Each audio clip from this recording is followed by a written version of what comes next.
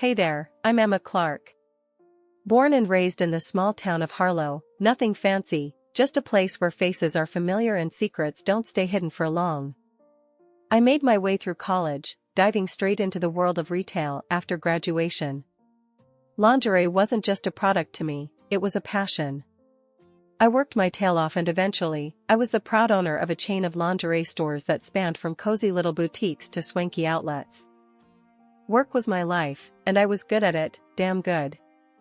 But you know how it goes, after stacking up those hours, days, and months into a neat pile of success, I started feeling like there was something missing.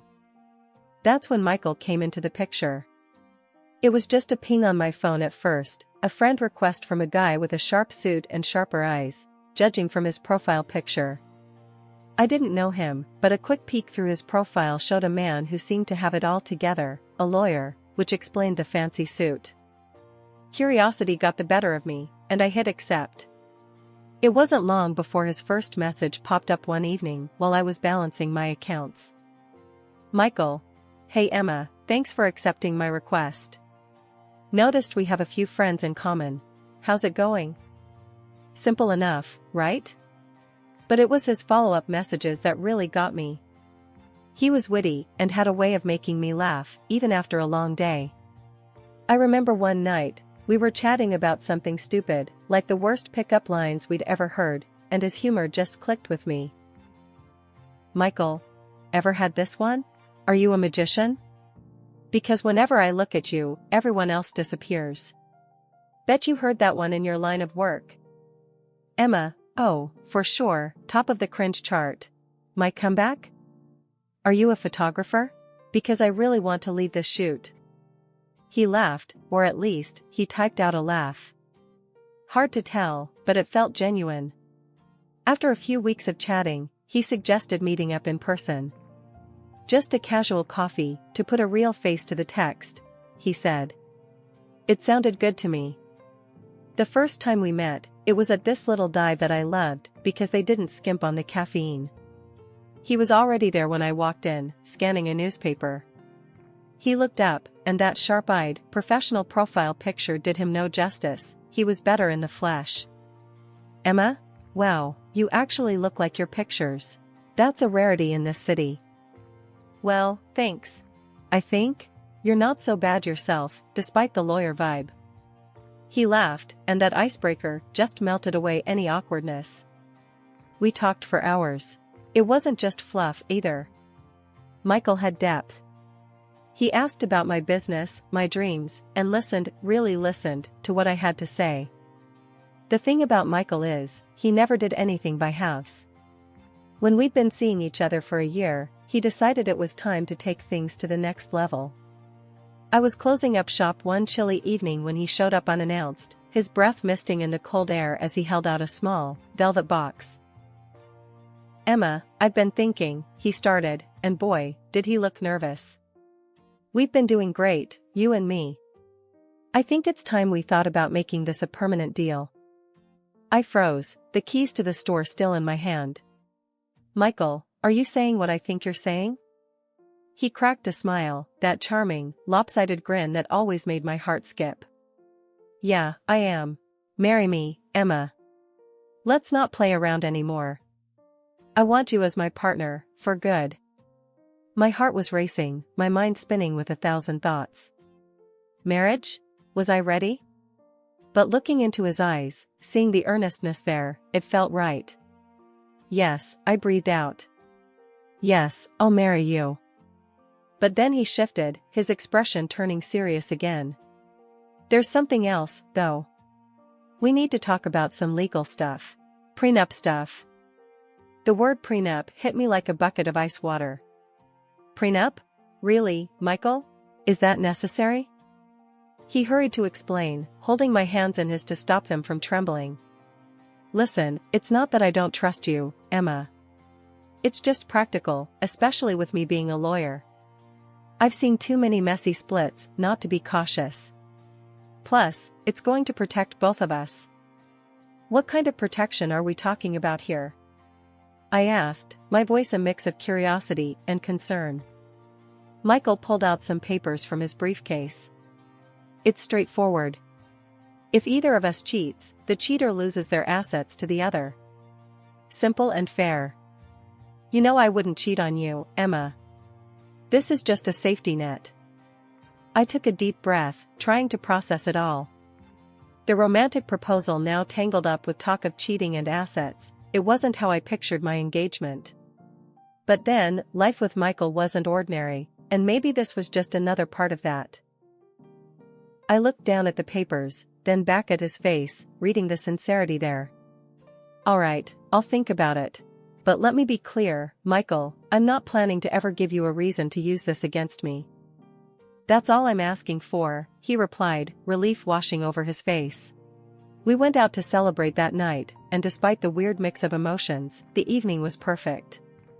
The restaurant was cozy, the food delicious, and Michael was attentive, making me laugh and forget about the legalities for a few hours. Later, as we walked back to the car under the stars, Michael stopped and pulled me close. You know I love you, right? No piece of paper's gonna change that. I nodded, resting my head against his chest. I know, Michael. I love you too. Just, let's make sure this prenup thing doesn't mess us up, okay? He kissed the top of my head. It won't. Promise. And that was it. I signed the prenup a few days later, after reading it over with my own lawyer, just to be sure. It felt weird, signing a document that talked about the end of a marriage when ours hadn't even begun. But love's a gamble, and I was all in. I just hoped my bet on Michael was the right one. We were the couple everyone envied, always laughing and whispering to each other at parties. But a few months in, things started to change. It wasn't something I could put my finger on right away, just a chill that settled over us slowly. The real trouble started a few weeks later. We were out shopping, and I was looking for some new scents in a perfume shop. I chatted with the sales guy, just casual talk about fragrances. When we left the store, Michael was fuming. Who was that? He barked as soon as we were clear of the crowded mall. I was taken aback. The sales guy? I was just asking him about the perfumes. Why? Seemed like you were really into him, Michael shot back, his eyes hard. Are you serious right now? I stopped walking, staring at him in disbelief. I was talking about perfumes, Michael. What's gotten into you? He scoffed, shaking his head as he started walking again. Nothing. Forget it. Let's just go home. But it didn't stop there. It got worse. Anytime I talked to a man, Michael would sulk or make snide comments. He became colder at home, too, retreating behind his laptop or phone, leaving me to eat dinner alone most nights. One evening, I decided to confront him. I couldn't stand the icy atmosphere anymore. I found him in his study, staring blankly at a spreadsheet. Michael, we need to talk, I said, standing in the doorway. He didn't look up. About? About us. About how you've been acting lately. I walked over and closed the laptop in front of him. You've been distant, and any time I interact with another guy, you act like I've committed some crime. He rubbed his temples, sighing heavily. Emma, you don't understand the pressure I'm under at work. And when I see you, laughing and chatting with other men, it gets to me, okay? And sometimes, I feel like you don't respect our relationship enough to keep your distance.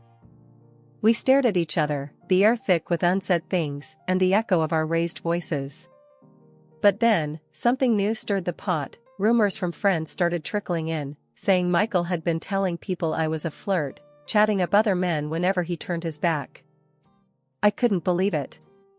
You've been talking about me behind my back? Telling people I flirt with other guys? Look, Emma, it's not like that. I might have said something here or there, but it's only because I see how they look at you, how you. Stop. I cut him off, my anger peaking. I don't believe this. You have no right to spread lies about me. You're supposed to be my partner, Michael, not my biggest critic. After that last big fight, things between Michael and me cooled off a bit. One morning, I found a note from Michael on the kitchen counter. His handwriting, usually so precise, looked rushed this time. I picked it up, my heart pounding a little harder than usual. Emma, let's try to start over. Meet me at the Grandview Hotel, room 204, at 8 p.m. tonight. Let's put the past behind us and move forward. I stared at the note for a long minute. This was unexpected. Maybe this was his way of reaching out, trying to mend things. I decided to go, hope fluttering in my chest like a fragile bird. The day dragged by. Work was a blur. I couldn't focus on the customer orders or the inventory. My mind kept drifting back to the note, to what the evening might bring. Could we really start over? By the time I shut the shop and headed to the hotel, I was a bundle of nerves. When I arrived at the Grandview, my palms were sweaty. I checked my reflection in the car mirror, fixed my hair, dabbed on a bit of lipstick. Not too much. I didn't want to look like I was trying too hard. Room 204 was on the second floor. The hallway was quiet, just the soft hum of the air conditioning. I knocked. No answer. I knocked again, then, with a hesitant hand, turned the doorknob. It was open. The room was dimly lit by a bedside lamp, casting long shadows across the bed. There was an open bottle of wine on the table, 2 glasses beside it, and a small plate of fruit slices. But no Michael. Michael? I called out, stepping inside, letting the door click shut behind me. Are you here? Silence. Just the soft whir of the air conditioner. I thought about leaving, but then I decided to wait. I poured myself a glass of wine, the red liquid swirling in the glass. Just 1 glass, I muttered to myself, to calm the nerves. I took a sip, the wine rich and a little too sweet. I sat down on the edge of the bed, my mind racing. The wine was starting to make my head a bit fuzzy, or was it my nerves? I lay back, just to rest my eyes for a moment. The room spun gently, and then everything went black. When I woke up, it was dark outside. I tried to sit up, but my head was pounding, and my thoughts were foggy. My phone was on the nightstand. I grabbed it, the light from the screen blindingly bright in the dim room. I checked the time. It was past midnight. Panic clawed at my chest. I tried to remember what happened, how I ended up lying here, but it was like grasping at smoke. I realized with a start that I was not dressed, lying there without my clothes. I called Michael, my fingers trembling as I dialed his number. The phone rang, then, his voice, cold and distant. Emma? What's up? Michael, where are you? Why didn't you come to the hotel? I asked, my voice shaking. Hotel? What are you talking about, Emma? Are you drunk? Have you lost your mind? I'm at the Grandview, like you told me. Why did you ask me to come here if you weren't going to show up? My voice rose in anger and confusion. Emma, I don't know what sick game you're playing, but I didn't write any note. I've been home all night. You're out of control, running around with your lovers. I even thought about calling the police. Driving home from that disastrous night at the hotel, my mind was in turmoil. Michael's cold, dismissive voice on the phone replayed over and over in my head. What was happening? It felt like I was being sucked into a nightmare I couldn't wake up from. As I pulled into the driveway, the familiar sight of our home brought no comfort, only a knot of dread in my stomach. I stepped inside, and the tension hit me like a wave. Michael was pacing the living room, his face twisted in anger. As soon as he saw me, he exploded. There you are. The wandering wife returns, he yelled, his voice dripping with scorn. Michael, please, we need to talk. Something very wrong happened tonight. I pleaded, my voice shaky but desperate to make him understand. But he wasn't listening. Instead, he slammed a stack of photos on the table. Explain these then, he shouted. I picked up the photos, my hands trembling. They showed me in a hotel room, in bed with a man I had never seen before. My heart sank. Michael, I don't know who this is. I swear, I've never seen this man before. Something happened to me tonight, something I can't explain. He laughed, a harsh, mocking sound that sent shivers down my spine. A monstrous mistake? Or just your monstrous behavior? Marrying you was the real mistake. I felt tears prick my eyes, but I fought them back, needing to stay strong, to stay clear-headed. I didn't do this, Michael. You have to believe me. But he wasn't done. Believe you? Why should I? You're a liar and a cheat. And I'll make sure you don't get a cent from me. I'm going to court, and I will take everything from you, as per our agreement. He spat out before grabbing his suitcase, already packed, and heading for the door.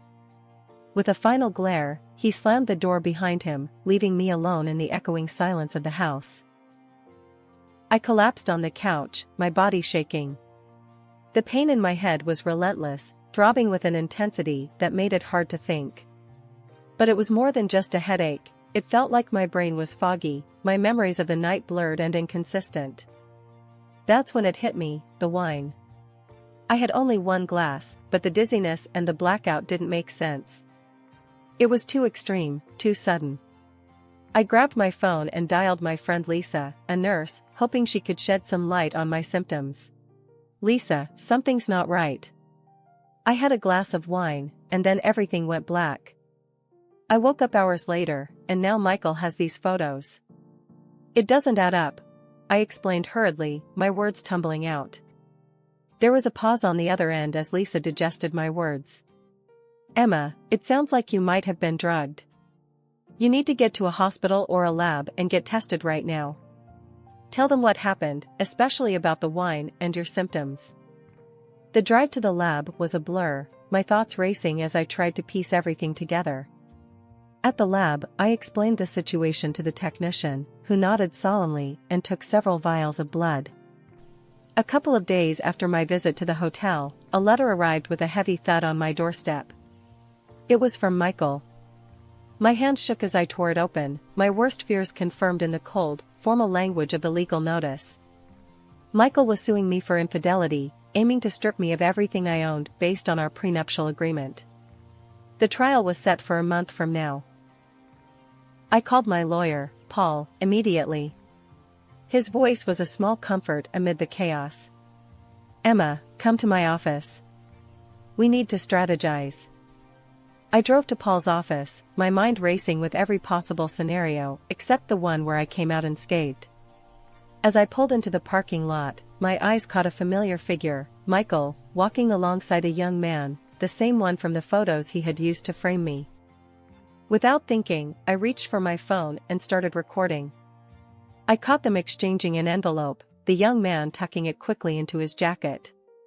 My heart pounded as I realized the significance of what I might have just captured. At Paul's office, I showed him the video. His eyebrows shot up as he watched the exchange. This is good, Emma. It's very suspicious. I think it's time we brought in a private investigator. Paul's friend, a seasoned private investigator named Jack, took the case. He moved quickly, tailing the young actor and digging into his background. A few days later, Jack called us into the office with news. I've spoken to the kid, Jack started, his expression serious. He's a bit of an actor, down on his luck. Said your husband hired him to play a part. The part? Your lover. He also confessed that your husband planned everything, even the drugged wine. As we were talking, my phone pinged with an email, my blood test results. I opened the attachment, my breath catching as I read the findings. Positive for a potent sedative, just as Jack had said. I passed my phone to Paul, who read the results and looked up, his eyes hardening with resolve. This is it, Emma. This is what we need. With this evidence, we can not only defend you, but also turn the tables on Michael. Paul advised keeping everything under wraps until the court date. Let's not tip him off. We'll hit him with this in court, give him the surprise of his life. A week had passed since the hotel debacle, and I was back in the familiar confines of my lingerie store, trying to keep my mind off the upcoming court date. It was a regular afternoon until Michael walked in, a woman on his arm. Emma, meet Lila, my bride-to-be, he announced with a pride that didn't quite reach his eyes. Lila looked young, too young perhaps to understand the type of man she was dealing with. She glanced at me with a mixture of curiosity and judgment. Michael wasted no time stirring up trouble. "Take a good look around, Emma. Soon enough, all this will be mine." His arm swept across the expanse of my store with theatrical grandeur, a smirk playing on his lips. Lila's eyes followed his gesture, her look hardening with more conviction. I wanted to reach out, to warn her, but I remembered Paul's strict instructions to keep quiet until the hearing. All I could do was smile thinly and respond with as much dignity as I could muster. "We'll see what the judge has to say about that, Michael." The day of the court session arrived all too quickly. The courtroom was austere, the air thick with anticipation. Michael, ever the lawyer, chose to represent himself. He stood, adjusting his tie, a clear show of self-assurance as he prepared to deliver his opening statement. "Ladies and gentlemen," Michael began, his voice steady and clear, "today you will see the true colors of a woman who not only broke the vows of marriage but sought to destroy the sanctity of our home with her deceit. As you will see from these photos," he continued, gesturing to the evidence displayed on the screen behind him, "my wife, Emma, was not the faithful partner she promised to be." The photos from the hotel room flashed up, eliciting murmurs from the courtroom. For months, I lived in torment, suspecting her infidelities. And finally, as these pictures show, my worst fears were confirmed. He paused, letting the weight of his words sink. He walked closer to where I sat, his eyes locked on mine. "Emma here would have you believe she's a victim, an innocent caught in circumstances beyond her control." His tone was scathing, his words rehearsed but effective. "But I tell you, she is not a victim. She is a perpetrator, a destroyer of our union." As he spoke, I could see the calculated pauses, the measured glances at the judge, the way he laid out each sentence with the precision of a seasoned attorney. "The evidence is clear, undeniable. Emma's actions have caused irreparable damage, not just to our marriage but to the very fabric of trust that binds any relationship," Michael concluded, his speech crescendoing in a dramatic plea for justice. My lawyer, Paul, had a calm demeanor as he rose to address the court, his briefcase full of the evidence that would clear my name. "Your Honor," Paul began, his voice steady and commanding. "Today, we not only defend Emma Clark's honor but also reveal a pattern of deceit perpetrated by her husband, Michael Clark." He motioned to the back of the courtroom, and the actor whom Michael had hired walked in, his presence causing a stir among the spectators. Paul asked him to share his involvement, and the young man looked nervously around before speaking. "I was hired to act a part, I thought it was just a prank," he admitted, his voice shaky. "I didn't realize the seriousness of what was being orchestrated." Paul nodded gravely, then presented the blood test results to the court. These results show that Emma was incapacitated against her will, drugged by substances she had no knowledge of consuming. The courtroom murmured as the implications sank in. "Furthermore," Paul continued, his tone hardening, "this is not the first time Mr. Clark has employed such tactics." He laid out evidence of Michael's previous marriages, detailing how similar patterns had led to his unjust enrichment at the expense of his former wives. As Paul concluded his arguments, the weight of the evidence was palpable. "We ask not only for the dismissal of the fraudulent claims made against Emma, but also for just compensation for the ordeal she has endured." The judge nodded, taking in everything before delivering her verdict. "After careful consideration of the evidence presented, I find in favor of Emma Clark. The prenuptial agreement is hereby annulled." Relief washed over me, tears pricking my eyes, not just from the victory but from the vindication. "Furthermore," the judge added, "the court awards Mrs. Clark damages in the amount of $400,000. Michael's face was ashen, his future crumbled before him. His fiancée, present in the courtroom, hurried out, only to return briefly to whisper a thank you to me for exposing the truth before leaving him for good. The news of the trial spread like wildfire, the details sensational enough to hit the headlines. Michael's professional reputation was irrevocably damaged, he was stripped of his license to practice law. The revelation prompted his ex-wives to file lawsuits against him, uncovering a trail of deceit that left him financially and socially bankrupt. As I closed up shop one evening, the glow of the sunset casting long shadows on the floor, I reflected on the journey. The battle had been hard-fought, marked by moments of despair and indignity, but ultimately, it was a testament to resilience and justice.